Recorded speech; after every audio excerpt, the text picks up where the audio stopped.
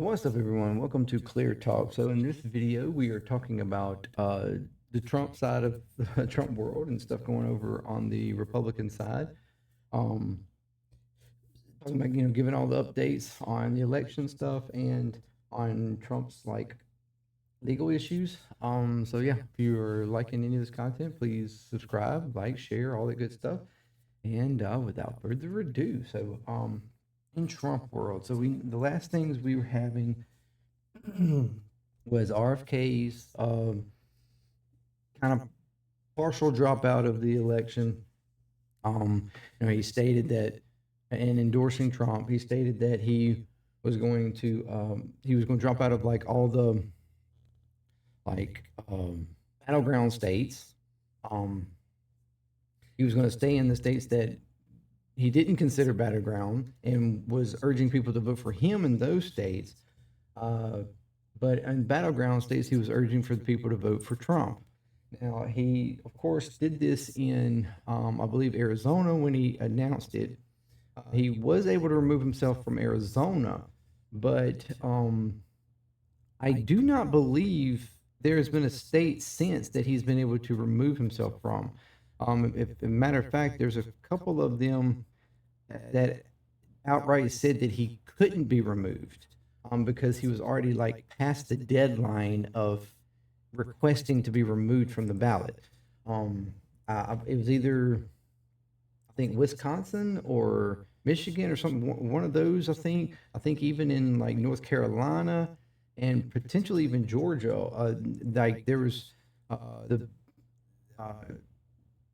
his ability to remove himself has been denied in most of those states because, for starters, logistically, you have early voting, uh, ballots and stuff that are sent out, some of which start within the next, couple of weeks, and so those ballots have already been printed and have already been they're already like either some of you I think have even been already like shipped out, like the first couple of like um, mail outs have already happened in a couple of states, depending upon the state's rules as far as when they can start early voting and whatnot.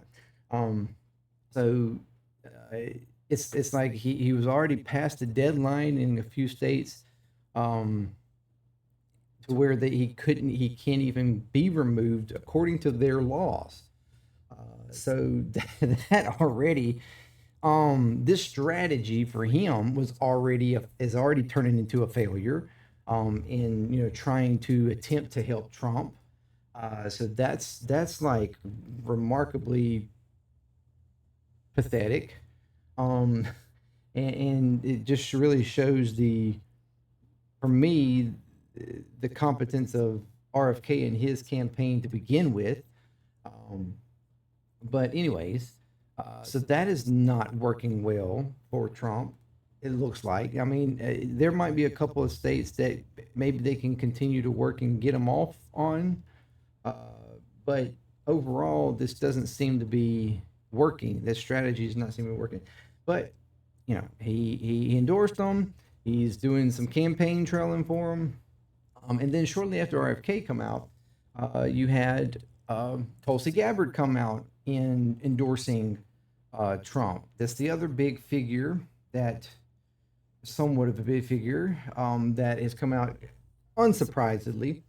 That that whole argument for Trump's side. During the DNC, you had quite a few Republicans, name figured Republicans, come out at the DNC against Trump and endorsing Harris, which I thought was whatever. I think it was. I mean, I understand what they're doing, but I think it's just kind of silly. Um, but this is the same kind of thing. Like this is the other side where you're having your so-called Democrats, for Trump in the Democratic political sphere. And RFK being, of course, he's got his Democratic Background, which we went through that argument as far as him endorsing Trump, none of it makes sense. It's, all of his arguments for endorsing Trump completely go against, like, Trump is against everything on that. So it's like, it doesn't make any sense for him to endorse him.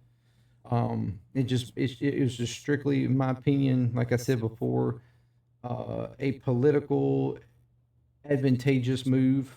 His relevance, trying to keep himself relevant, trying to score himself a spot in a potential Trump, you know, uh, presidency again, a position. And Trump apparently promised something. It looks like it right now. He's helping with. I think he's on some sort of part of the campaign that's helping with. I can't remember now. Anyways, it doesn't matter. But so, but I'm sure he's hoping for some type of position, maybe in the environmental area or something like that, to try to help his, like, probably true, honest, like, concerns that he has and he wants to help with. And I feel the exact same thing with Tulsi. Tulsi has been one that has been, little by little, we've seen her transition from, in 2016, endorsing Bernie, being very progressive, at least, you know, um, in rhetoric for policies and stuff, to by 2020 in the presidential campaign that she went through, she was kind of teetering along. She had adjusted some, but she was still kind of teasing that progressive kind of thing. But at the same time, she endorsed Biden for the presidency then, after she dropped out. But then ever since then, it's like she noticed her lane in the Democratic Party had been kind of her bridge. She'd burned bridges there, and once you burn bridges, your relevance is going down. Nobody, it's like that. Nobody wants you in their club. If you've burned bridges with them, and so she was looking for her a new club, and the Republican Party was like, "Hey, come over here. Come over here. We'll take you." Um, so she's been little by little moving over and changing some of her talking points and rhetoric and everything more in a right wing direction to now she is endorsing Trump. She still sort of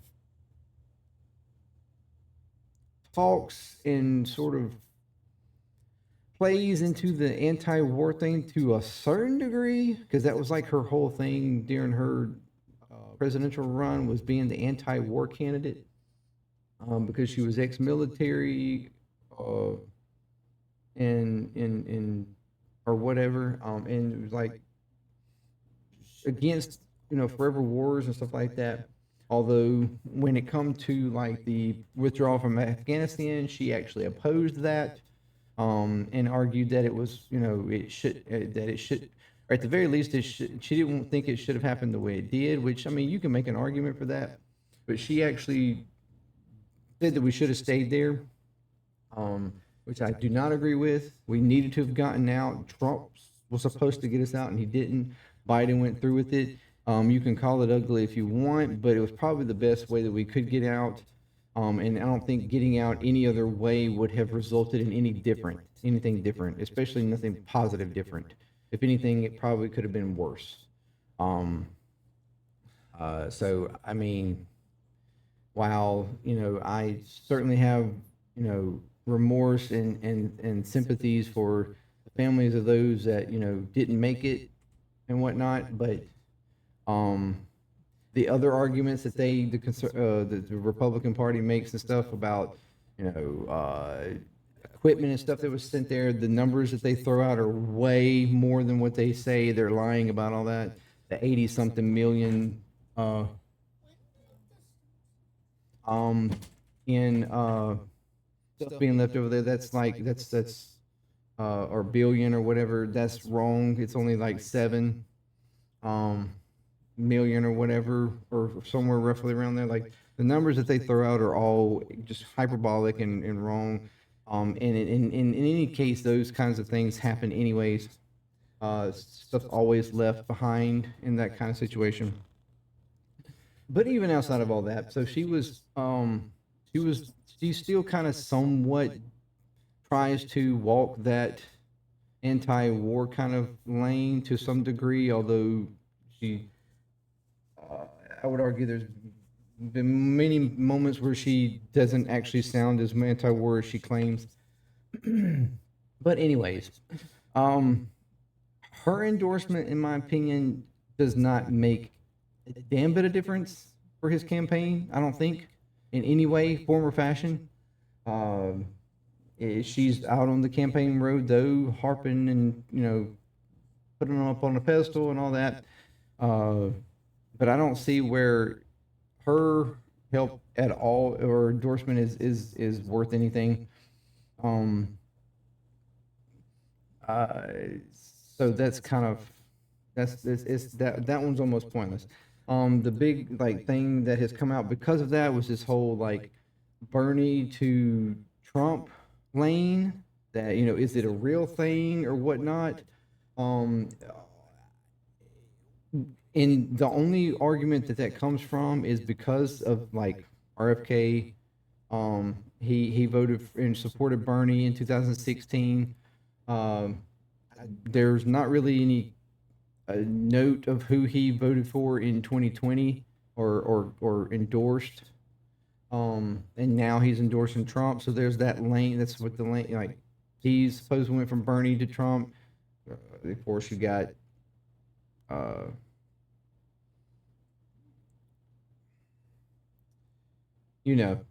moving from Trump to I mean, from Bernie to Trump.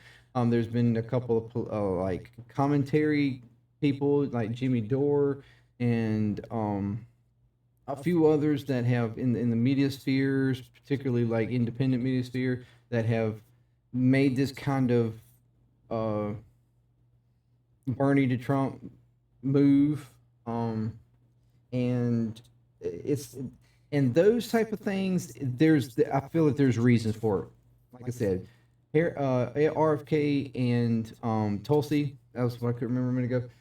Tulsi, they're opportunists. Tulsi has shown that over and over again. She rolls with the wind wherever it's blowing, wherever it can make her relevant and stay in the you know uh, media sphere or in the mouths of people, whatever. She's an opportunist, hands down. RFK comes off the same type of way.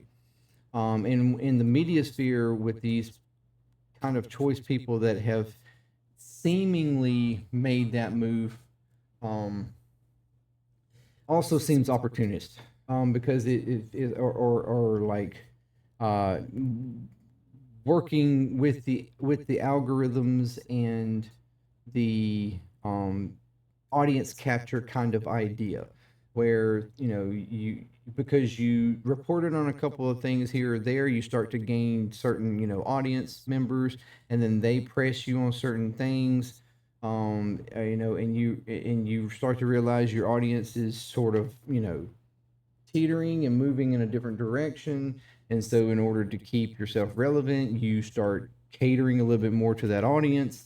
And before you know it, your entire damn audience is like that. And then you have to just continue working down that lane until you eventually find yourself on the exact opposite side.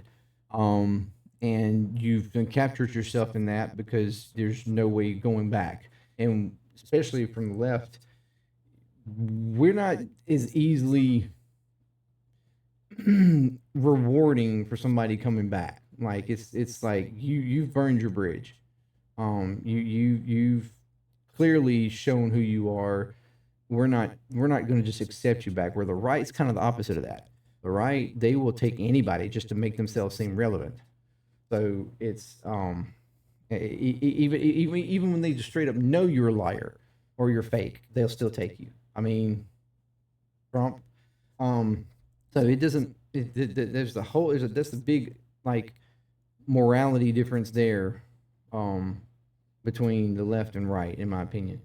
Uh, So, but as far as voters are concerned, there's just not quite the evidence there that voters, normal people, people who support Bernie, and the people who support Bernie him because of policy. Um, and there's very little evidence, if any, to show that people that supported Bernie back in 2016 and 2020, they pretty much vehemently still, for the most part, support him even now in 2024. I don't really see where that has really changed. Yeah, they might have more reason to doubt him to some degree, for certain things, or at least not necessarily doubt, but just feel like he's not going to have enough push to really take care of certain things, or move in a certain direction, or help move others in a certain direction, rather. But nevertheless, we respect his history and what he's brought to the table and what he has done for the progressive movement and the far right, left movement. So it's and we respect that and honor that, and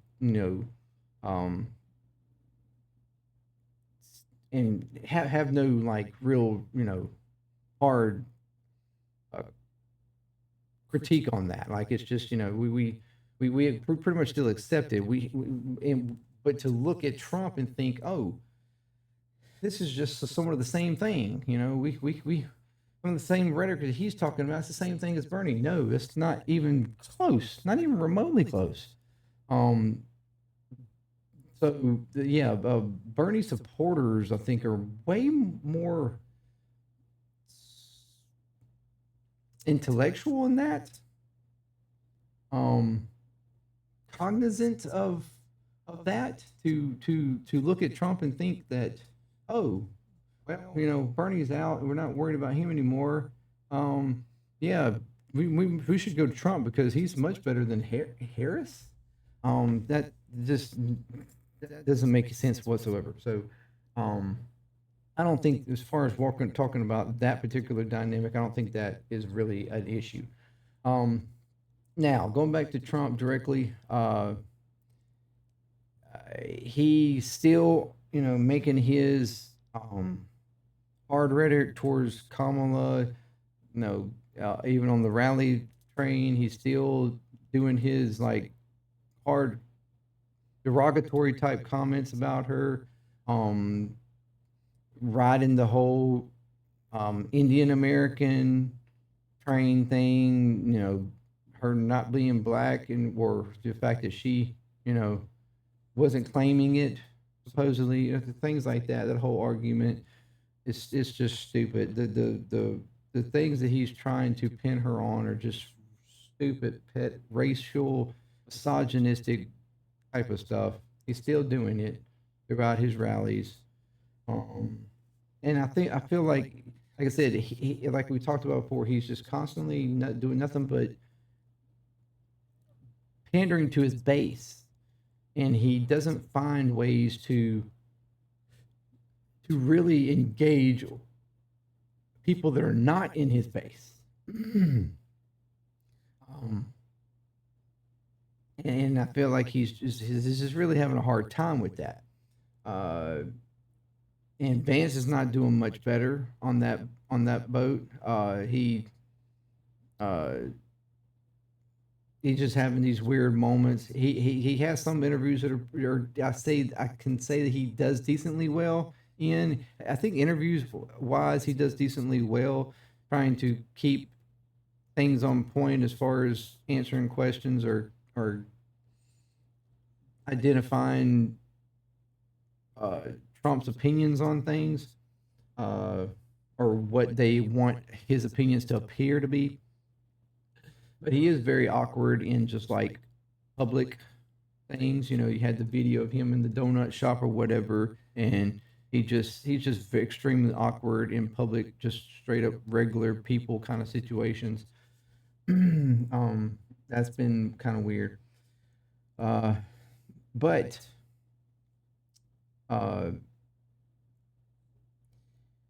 when it comes to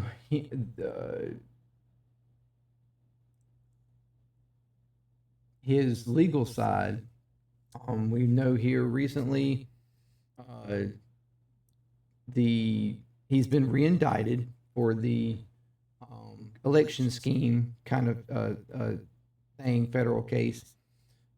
So Jack Smith has brought that back to light and did a new indictment to him, eliminating certain things, a couple of stuff, about 9 pages roughly worth of stuff dealing with some evidentials things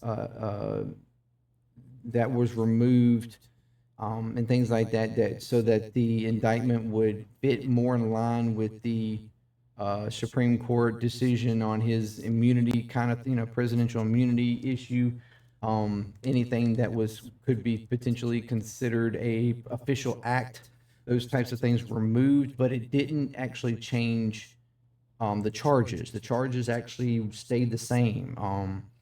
Because everything that they outlined that wasn't, under the new ruling could be considered a official act, those charges still applied.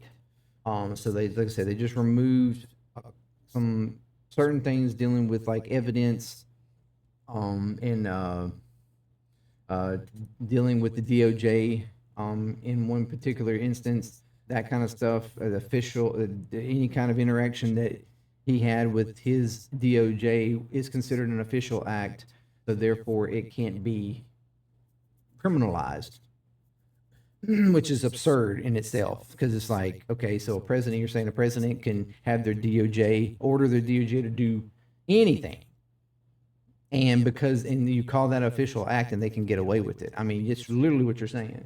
They can do anything. They can tell the DOJ to do whatever, because it's a, the DOJ, and it's directly up underneath them. It's an official presidential act, so therefore he's immune. That's just crazy. That's absolutely craziness.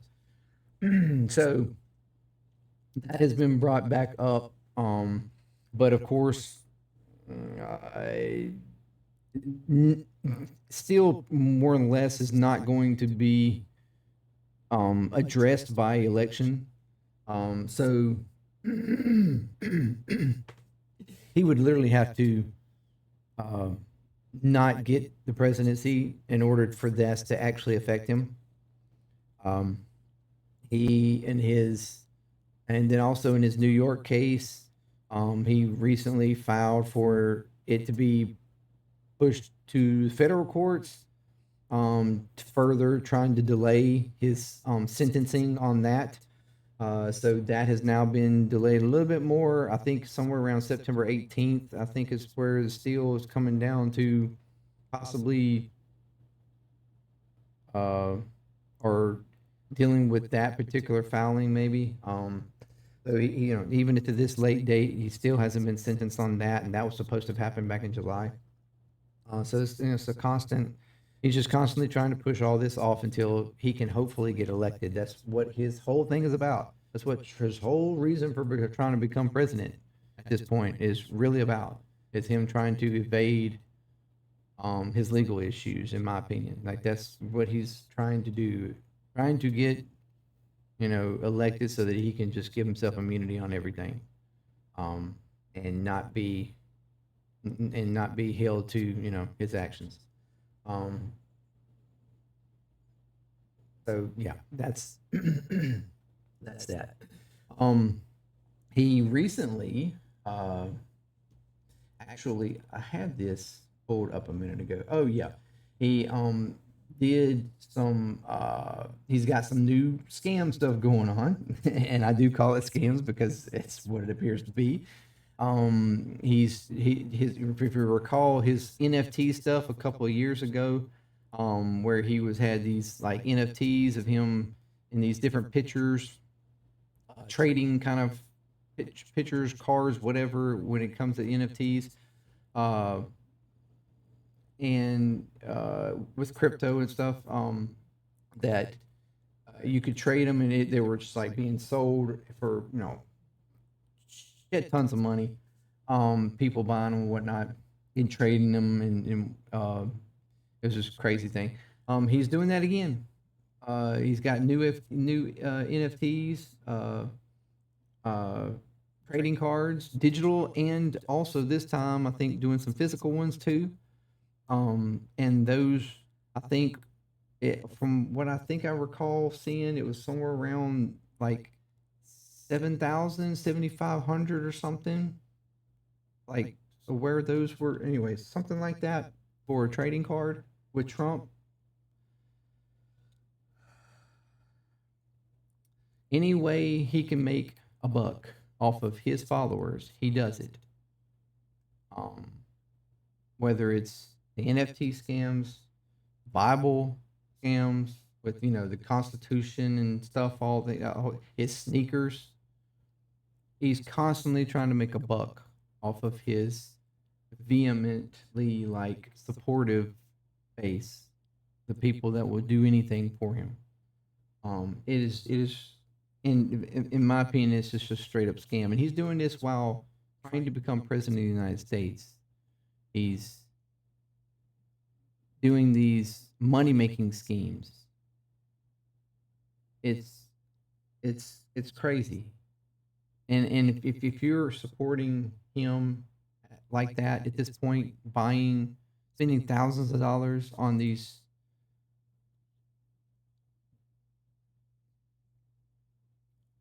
products, I don't know what to tell you. I just you losing me. You're I don't you're just way too far down that rabbit hole. And more power to you. Like, I don't know what to tell you. But so yeah, he's still doing those things. That's his new recent on that. He also um apparently yesterday, which was an interesting turn of events. He's been trying to rebrand himself on the abortion issue or around that issue. To some degree, they're trying to completely avoid it altogether, but he's trying to rebrand himself a little bit around the abortion issue. You have I guess, a bill or something in Florida that's trying to, I guess, repeal the previous bill that they put in place of like 6 weeks. And I think it's trying to repeal that. I don't know what the time period on the appeal is, but he had this little interview with somebody in Florida, like it was a local station or something, where they questioned him on the 6 week thing, and he actually addressed saying that he uh, that the 6 weeks was actually too little. Like he actually agreed with it being more than that. And that, and of course she questioned. It was a female. She questioned him on what he agreed on, or that what if he was going to vote for the repeal, or the bill, or whatever it is, to repeal that. And he just said that he was going to vote the way he basically was like, I'm going to vote the way I feel is best. I'm going to vote for more than 6 weeks. That's basically how he stated it. So it was kind of a weird way of saying, because he's like, I just don't agree with 6 weeks. I think that's too little.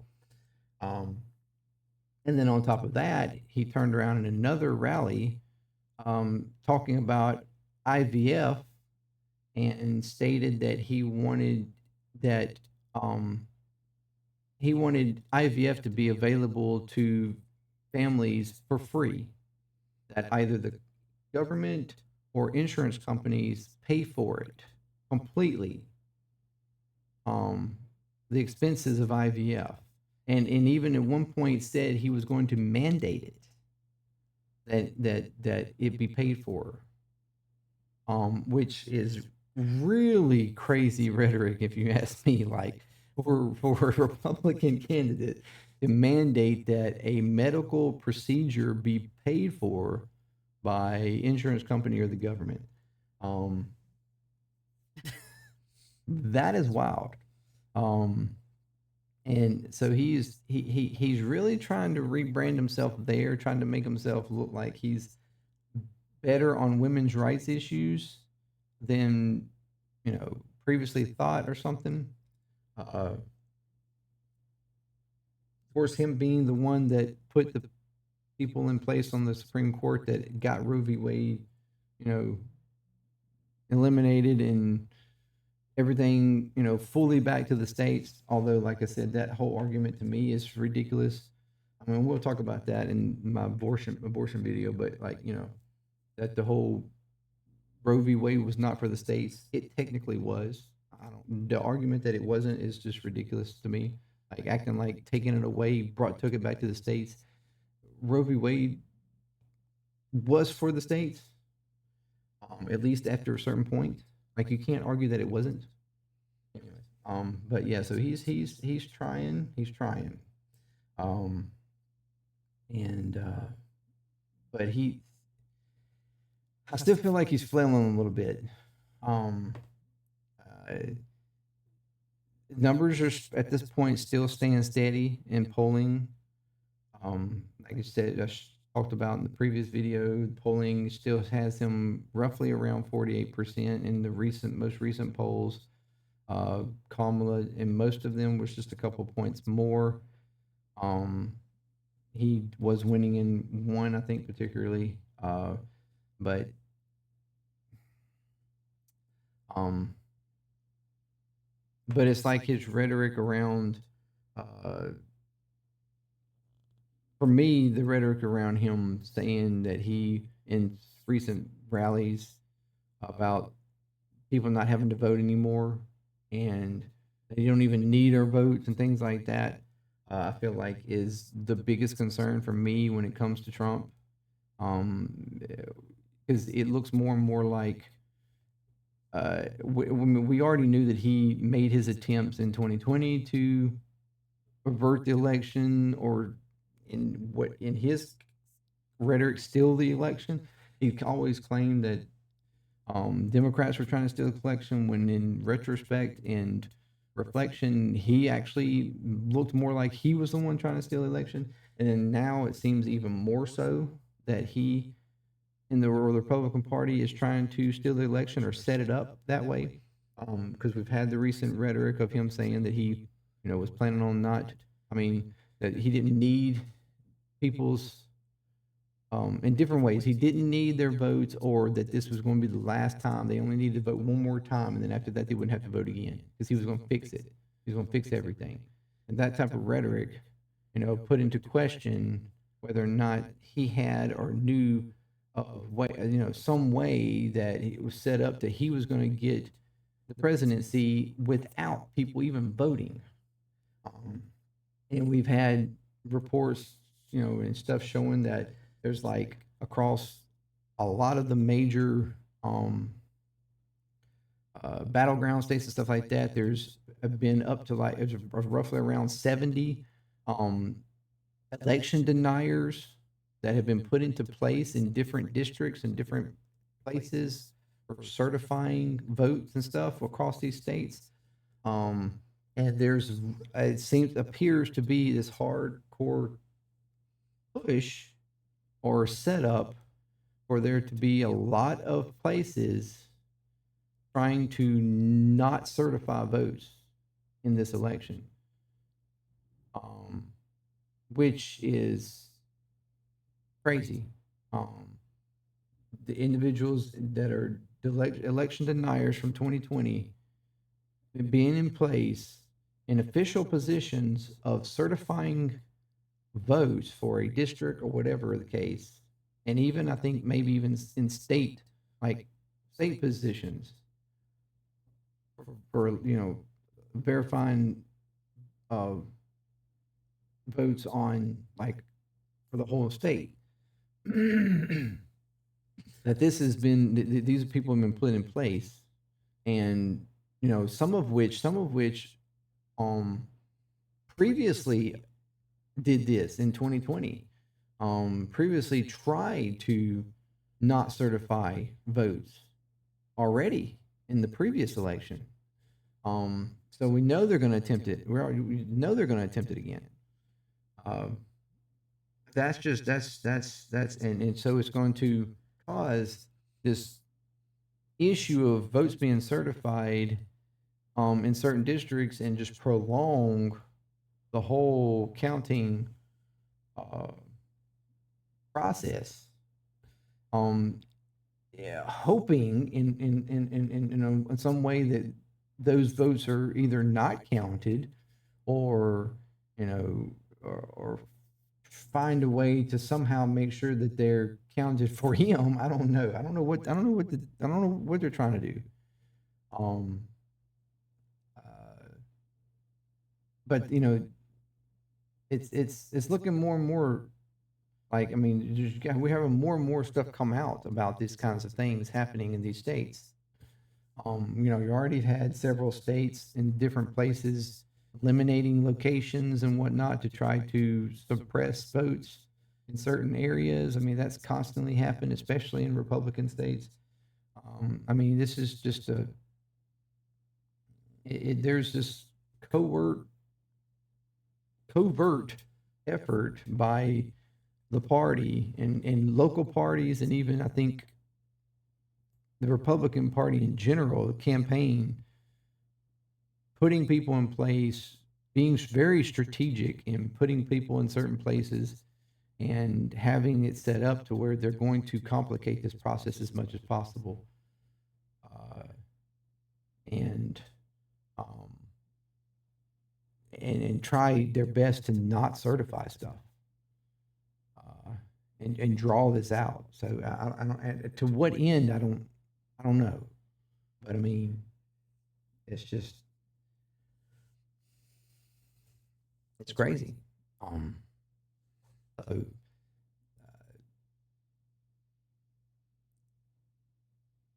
on that whole side, it's just a shit show, in my opinion. He's the old man, he's the old grumpy man, that has only old school racist, misogynistic type of attacks to his opponent, constantly wanting to live in the old days of going against Biden instead of her, and constantly continuing with his lies about the 2020 election, way overstating all kinds of facts and things like that, or statements that he's stating as facts and they're not facts. It's just it's wild.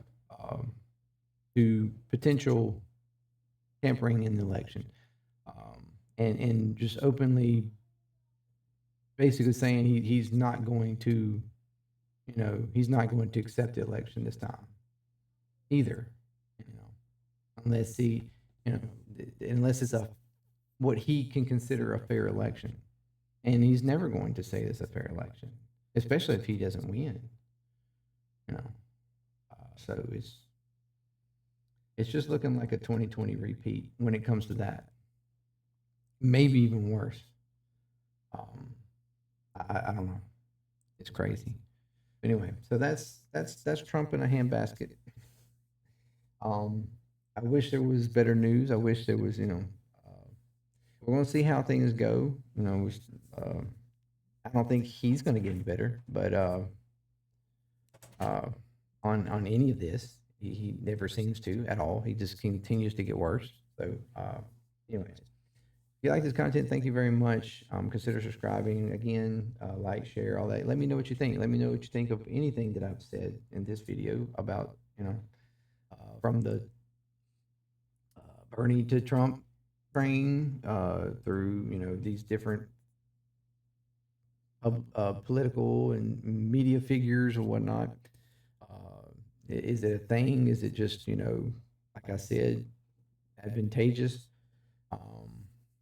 Or any of these, Trump ventures with his money projects, product projects, scams, and or do you think he really is, or this team is, and there's this large, like, attempt to put people in place to make this election as complicated and uh, uncertified as they can to, try to I don't know, try to find a way for him to win. Um, Let me know what you think. So, anyways, until next time, it's been Clear Talk. Peace. I'm out.